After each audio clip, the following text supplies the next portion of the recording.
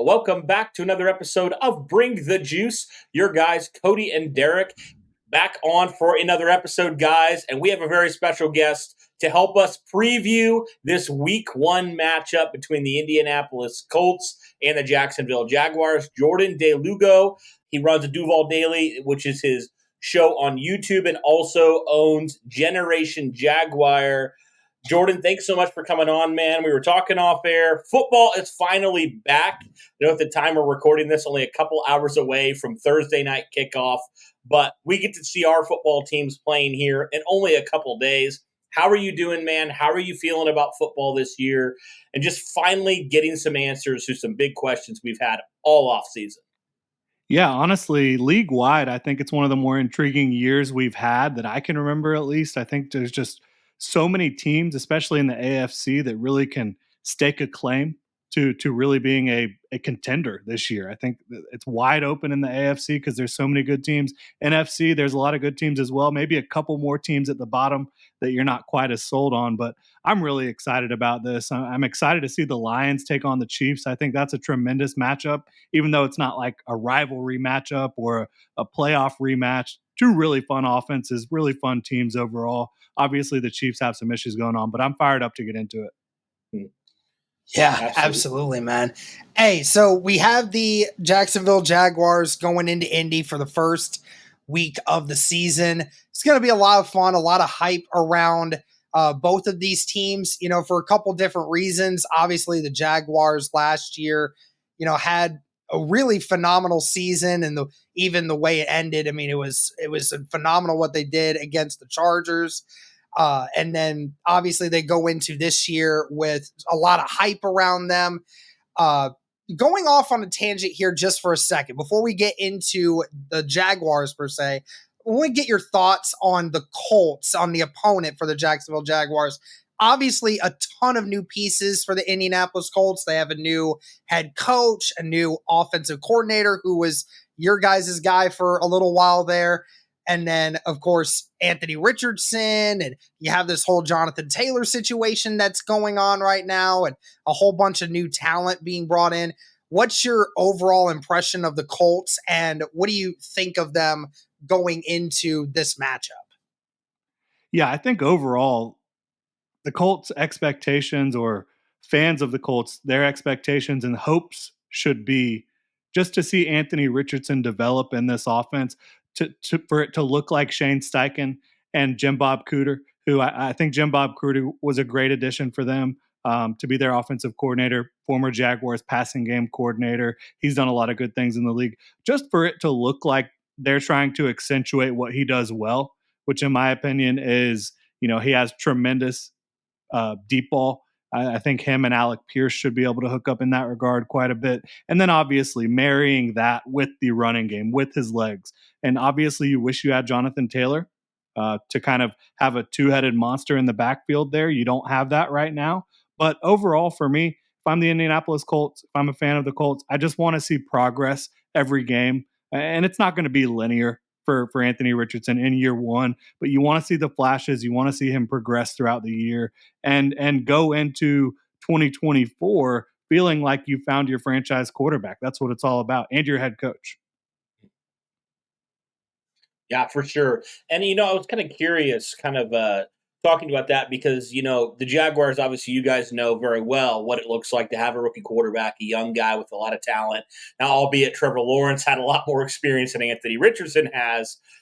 He had a lot more college experience and stuff of that nature. But, I'm sure it was a similar thing for you guys. And I know year one was not necessarily how you guys wanted it to go, but it was a big question, and a big kind of thing you guys watched was the development of a young quarterback in Trevor Lawrence. And we really started to see that even more in his second year, his first year with Doug Peterson a year ago.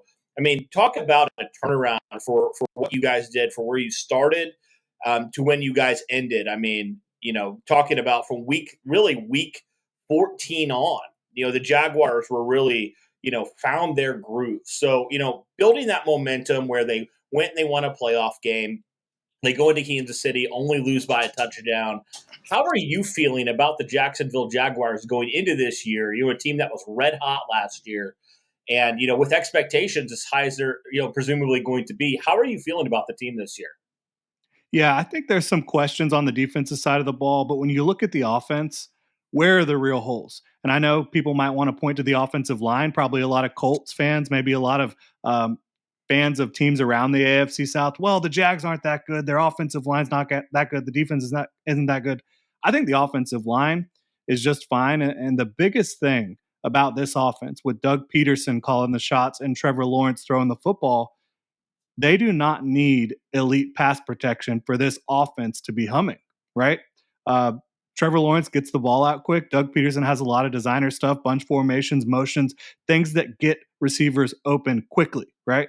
And Trevor Lawrence gets the ball out quickly. He's also really adept at maneuvering in the pocket, feeling pressure, avoiding pressure. So I think when you look at the offense, I don't have a lot of questions. The receiving talent is there. The talent is there in the running back room, obviously. Adding Tank Bigsby to that mix with Travis Etienne and Dearness Johnson was a really low-key great signing just for depth purposes, in my opinion, as well. So when I look at the offense, I think it is going to be a well-oiled machine. The defense does have questions. There is talent throughout the defense. You have 2 first-round picks from 2022. You have a lot of talent on that side of the ball, but it has to come together in certain ways that it did not in 2022. And one of those ways is Devin Lloyd. And you saw him exploited by the Colts offense in their second matchup of that 2022 season when the Colts just kind of went off in Indianapolis against the Jaguars. So that's kind of where I'm at. I think they have a tremendous offense. I think they have a defense that has potential, but there's some question marks as well going into year 2 of Mike Caldwell as the defensive coordinator. Yeah, I mean, going back to the offense, you talk about Trevor Lawrence, you talked about Travis Etienne, and the entire nation pretty much mocked the Jacksonville Jaguars for trading or bringing in Christian Kirk on the contract that they did. Obviously, he had a very good statistical year. That was a really good job by him to get influenced into that. But the biggest weapon and the biggest unknown of them all is the guy that you guys traded for that still hasn't played for you yet, and that's Calvin Ridley. This guy was, before the suspension, everyone was talking about it, easily one of the best route runners in all of football. This guy knows how to get open, and from all accounts, sounds like he's kept himself in good shape, and he's ready to go with Trevor Lawrence. How much more dynamic do you think Calvin Ridley is going to make this Jaguars offense in 2023? Yeah, so Calvin Ridley's the type of receiver, in my opinion, that he is kind of scheme transcendent. He doesn't need a great scheme to get open because he wins with his physical ability. He wins with his route running technique. He's a technician as a route runner. He's very explosive off the line of scrimmage. His ability to get in and out of his breaks quickly is unbelievable. And then he's got great catch point skills as well. So this is a player that I think is, again, does not need a great scheme, but you drop him in to a Doug Peterson scheme, which really accentuates the best of what each player does. When you look at Christian Kirk, career year, Evan Ingram, career year, Zay Jones, career year, you see all these guys. Doug Peterson knows how to use their skill sets and use them effectively and cohesively within this offense. You drop Calvin Ridley in there, I think you're going to get a lot more vertical shots. I think you're going to get a lot more one-on-one. Trevor Lawrence just saying, my guy's going to go win this ball. When you're in man coverage or against zone, it doesn't really matter. And I think you're going to get a lot more verticality. I think you're going to get a lot more shots to the outside. Calvin Ridley is tremendous with the speed outs, with the intermediate out routes. He's really great at all 3 levels of the field.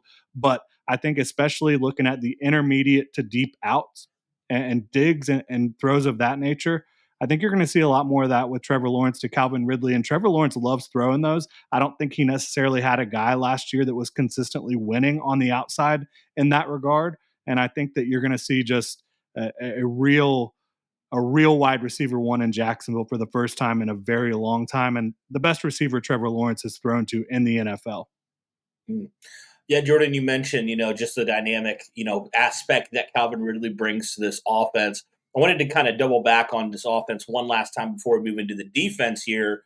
The offense had some moments last year where they looked fantastic. They had some moments where they didn't look as great. And so my question for you is, what do you think are some of the biggest factors this year, the biggest like questions maybe even for this Jacksonville offense that you think will definitely determine whether or not they take the step to being considered one of the most elite offenses in the NFL? Yeah, that's a great question. I think from a running game perspective, because everyone wants to talk about the passing game, and rightfully so, this is a passing team. Doug Peterson is going to pass the ball more than he's going to run the ball. But if you want to become one of those elite, truly elite offenses, you need to be able to run the ball well. Travis Etienne, he outproduced expectation. When you look at the analytics last year, I think getting this ground game to get going, not only with the talent in the backfield, but up front with the offensive line, them working more cohesively as a unit, I think could definitely be a big step for them. And will that happen? I'm not sure. Obviously, you're going into the second year of this system, second year with most of these guys playing at the same spots. Obviously, Walker Little's out there to start the season instead of Cam Robinson. Anton Harrison's playing right tackle instead of Jawan Taylor. But up front in the middle, I think you've got the exact same group. I think that should look better, but we'll see. We'll see how that plays out. I know a lot of people question the offensive line. And then you look at, from a passing game perspective, it's really just about not beating yourself early in games. I think this is a team that started slow in a lot of games last year. You saw that a little bit in the preseason as well.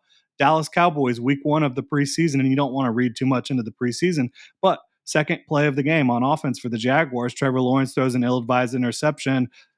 It looked like he missed the read, but after the game, Doug Peterson and Trevor both said he really just, the ball slipped out of his hand. He was trying to hit Evan Ingram deep, and it kind of just fluttered a little bit short of the mark there. And then in week 3, when the starters were back in playing the Miami Dolphins, you had Tank Bigsby fumble on the 2-yard line as he's trying to power his way into the end zone. So this is a team that needs to start faster in games and in the season, right?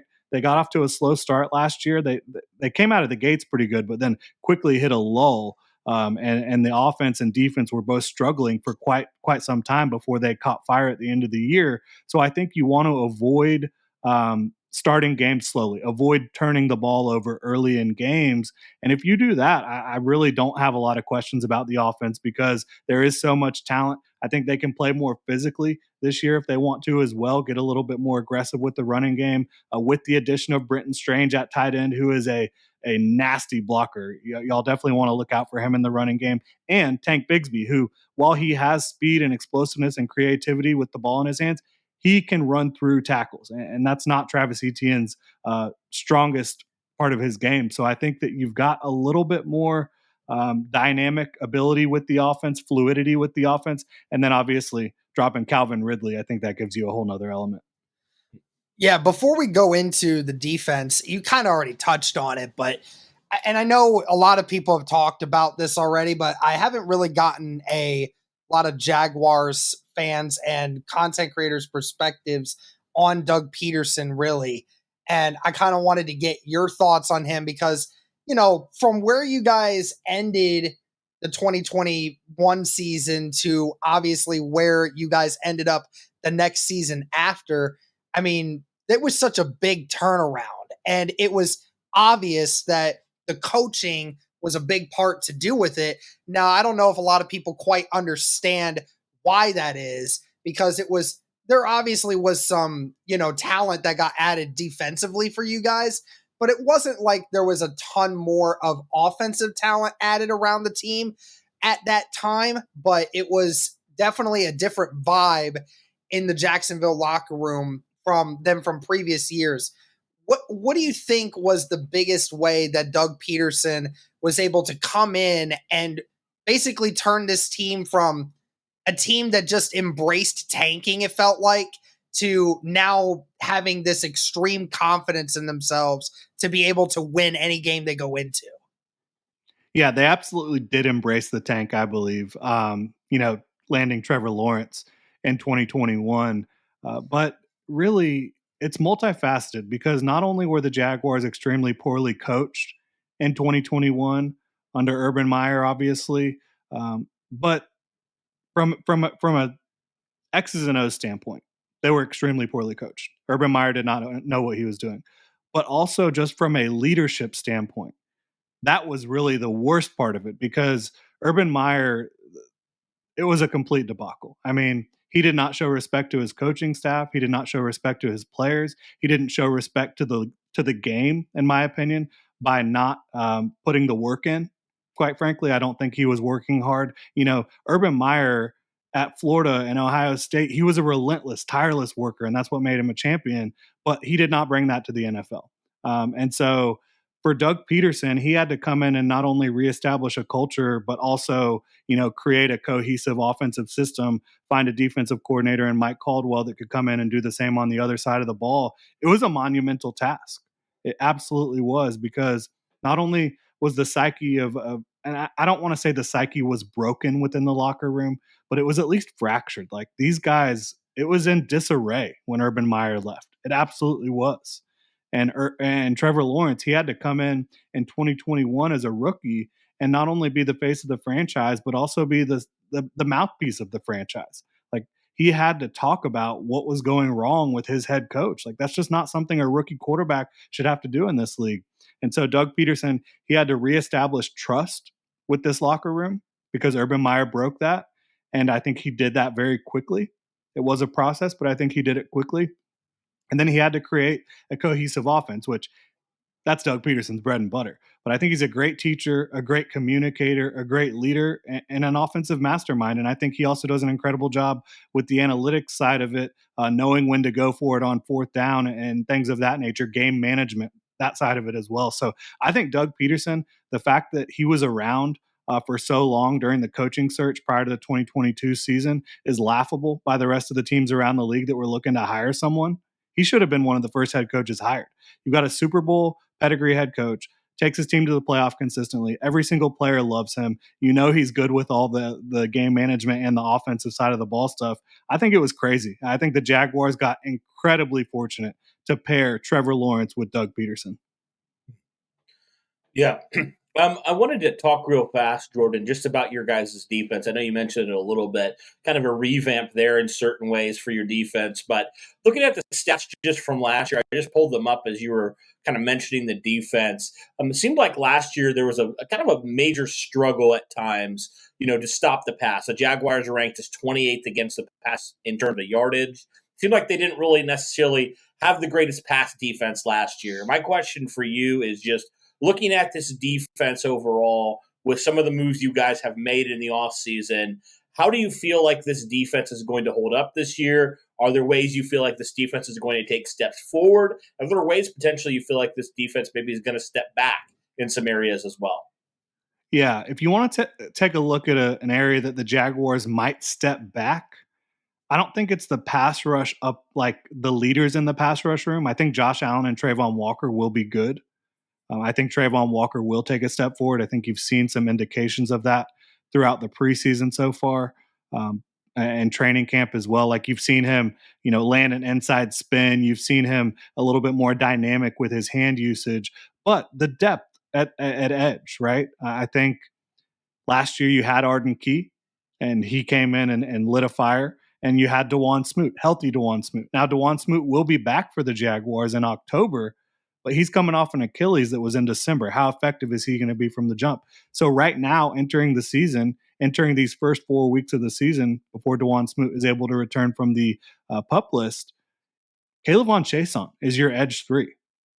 And your edge 4 is Yasir Abdullah, who's a rookie out of Louisville that I really like a lot. But that's a lot to put on two guys that have never produced. And Kayvon Chason, he's had his chances. The Jaguars, they like him. They've talked highly about him. The defensive staff has. Doug Peterson has. But for me, I think that's a big bet they're making on Kayvon Chason. And I don't know if it's going to go their way, quite frankly. And then also looking at another area of the pass game defense that I don't think will regress, but I think is still a question. At nickel, you have Trey Herndon. When you're going up against teams that have a dynamic slot receiver, is Trey Herndon going to be good enough to keep up with those guys? I think he's a good zone defender. I think he's a good run defender, but he struggles in man-to-man because he's just athletically not as inclined as a lot of the best slot receivers in the league. So I think that's a major question mark for them. They do feel better about their cornerback depth, and they have Gregory Jr., who's entering year 2, who who I think will compete at slot to get more reps, and he is more athletic than Trey Herndon. He's been making plays for the Jaguars throughout training camp in the preseason, but I think it's still a major question. And then the biggest thing that has to happen, Devin Lloyd has to be better in coverage for the Jaguars. He was a first-round pick last year. I was super high on him coming out of Utah. Obviously, the Jaguars were as well, but he was lost in coverage a good bit of the year. And you saw that again, the last time the Jaguars and the Colts played up in Indy, the Colts were just spamming these shallow crossers and all that stuff. And Devin Lloyd was just swimming against the current. I think he has played a lot better, looked a lot more confident throughout training camp in the preseason than he did last year. And you have to remember last year, he missed almost all of training camp with a hamstring injury, which I think hampered his ability to really get those reps in throughout training camp and get ready for the season. But yeah, he's going to have to be a lot better in coverage because they're going to ask a lot of him. All right. I think one other one I have here is what do you think is the biggest matchup that you're looking at going into this game, whether or not it be someone from the Jaguars offense guarding someone, or if it's the way the Jaguars defense stacks up against Anthony Richardson and his skill set. What do you think is the most intriguing matchup of this game for you? Yeah, I've got a couple. I think obviously if you're looking at it from the Jaguars offense versus the Colts defense, like who the hell is covering Calvin Ridley, right? I know that the Colts have had some guys step up that they like at corner, but I think when you look at what the Colts have at corner right now, how are you matching up with Calvin Ridley? I'm not sure. And then obviously Trevor Lawrence versus Gus Bradley. Trevor Lawrence knows how to be patient against a Gus Bradley defense. I think you saw that twice last year. But on the other side of the ball, I think it's interesting. The Jaguars, they've struggled with running quarterbacks, and you understand why. Most defenses do struggle with running quarterbacks. They kind of break the math. They make it difficult for you. And Anthony Richardson's about as good as it gets as a rushing quarterback. Him combined with Shane Steichen, I think they are going to have some success on offense, being able to run the ball with Anthony Richardson, do some RPO, read option type stuff, get it going that way. But can the Jaguars tackle better? They were not a good tackling team in 2022. I think if they tackle better against Anthony Richardson, that's going to kind of mitigate some of that stuff. But I expect Anthony Richardson to make some big plays with his legs. I expect him to make a couple big passes down the field with his arm as well. And I can't wait to see. This might be a little bit too deep in the weeds, but I'm excited to see Josh Downs. I love Josh Downs out of North Carolina. What does he do against the Jaguars? If he's lined up in the slot one-on-one with Trey Herndon, which I think the Jaguars are going to run more zone than man in this game, because obviously you don't want, if you're in man coverage and everybody's just chasing receivers down the field, Anthony Richardson can take off and have a huge day with his legs. So I think they're going to be in more zone, which does favor Trey Herndon. But how does Josh Downs look? I just love him. I think the entire Colts receiving core is a little bit underrated overall nationally. Like Michael Pittman, very good receiver. I think Alec Pierce can stretch the field. I love Josh Downs. So I'm excited to see some of these guys. I really am. Yeah, absolutely. I just wanted to ask before we get into score predictions, what are your thoughts on the Jaguars special teams? Because the Colts kind of went through a little bit of a change with a new kicker, new special teams coordinator. Mm-hmm. So it won't be the same, pair that we saw last year for Indianapolis. But anything of note for the Jaguars special teams that you think would be interesting to watch in this game? Yeah, definitely. I mean, Jamal Agnew is one of the best returners in the league right now. Last year, both times the Jaguars and Colts played, it was a little earlier on in the season. I guess the NFL just likes to make the schedule that way because it's the same way this year. But he was coming off of a major injury in the beginning of the 2022 season. I think you saw down the stretch, he started looking like the Jamal Agnew who can take any time he touches the ball, take it to the house in special teams. So that's always going to be interesting to watch. For the Jaguars. Heath Farwell is their special teams coordinator, and he's done a really good job in Buffalo and Jacksonville, making sure the coverage units are on point and things of that nature. So I think you'll continue to see that. But then also just looking at Brandon McManus. It's his first year with the Jaguars, his first year not being a Denver Bronco. I think he was there for 10 years. 9 or 10 seasons with the Broncos. He's got a big leg. He's got one of the biggest legs in the league. The Jaguars, the last few years, they've had kickers that have been fairly accurate, but you didn't really feel that comfortable beyond 50 yards. Do you see Brandon McManus go out there and attempt a deep field goal in in an important situation. We'll see how that plays out. And Logan Cook's a great punter as well. So I think special teams wise, the Jaguars are in great shape overall. But yeah, I would say Jamal Agnew is definitely the biggest thing to watch for on special teams with the Jaguars. Gotcha. All right. Well, it's that time of the podcast. And for our previews, we go ahead and hop into score predictions. We'll let the guest go first. What do you think the score will be for the Jaguars versus Indianapolis? Yeah, so I think the line right now is about 5, the spread right now. I'll take the Jaguars against the spread and straight up. I think the Colts, they have a lot of nice things going for them. I think that long term, you like the outlook.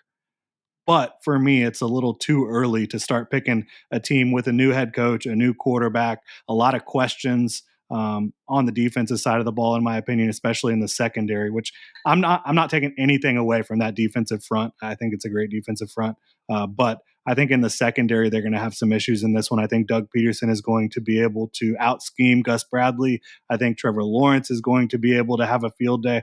I mean, his adjusted completion percentage last year against the Colts was over 90. Yeah. He roasted the Colts last year. He just knows how to stay patient against cover 3, cover 1, all that stuff.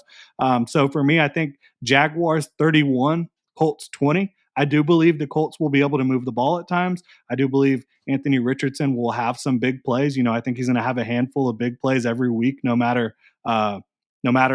really who you're playing against. He's just that dynamic of a football player, and I do have high hopes for him, but it's just not going to be consistent enough early on. Like, the accuracy is still a question mark. I think when you're going against NFL defenses, you're just going to see things that you haven't seen before that are going to overwhelm you at times if you're a young quarterback, especially a young quarterback like Anthony Richardson, who has very limited experience both in the NFL and college and even in high school. So I think it's going to be a Jaguars victory, 31-20, but I do think Colts fans should come out of it feeling like, okay, we might have something here. Yeah, I thought it was hilarious. I think it was, that second matchup that we had where we ended up winning that one. It was, I think Trevor Lawrence was the first quarterback in NFL history to complete 90% of his passes, throw for over 300 yards and 3 touchdowns, and have your team rush for over 150 rushing yards and still lose the game. I mean, that's quite the stat. I was like, unbelievable. That's insane. But that was Cody, the defense all day. Yeah, crazy. Absolutely. Cody, what do you got, man?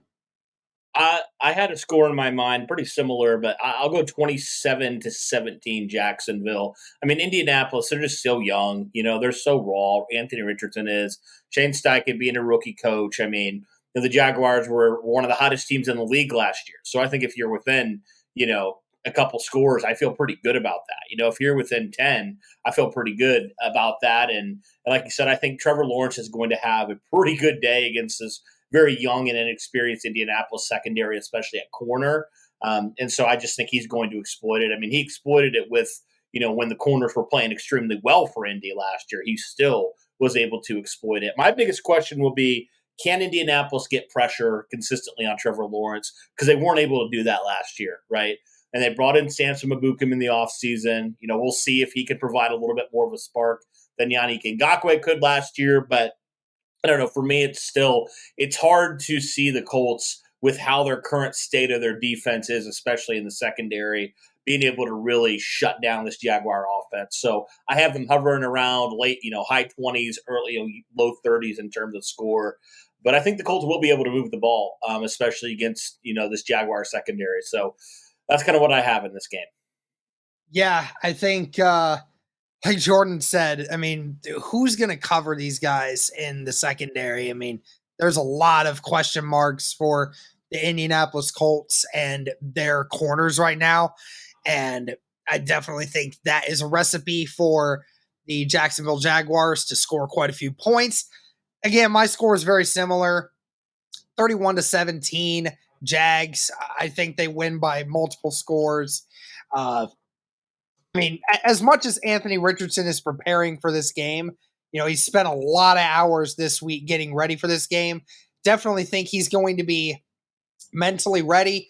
But of course, the preseason is a completely different monster than what you're about to go into right now against Jacksonville, who is hungry to feast off of their last season success. So I definitely think that the Colts will have their hands full with this one. Yeah, absolutely. Well, Jordan, man, I appreciate you coming on. Why don't you tell everybody where they can find you, find your podcast, find your stuff over there at Generation Jaguar and all that good stuff. Yeah, so you can follow me on X, we'll say now, at Jordan DeLugo, just my name. You can also check out genjag.com. You can also check out our YouTube, which is genjag as well. You can check out Rogue Football if you want to see some of my NFL takes, my NFL opinions and analysis and all that good stuff on YouTube as well. Really appreciate y'all having me on.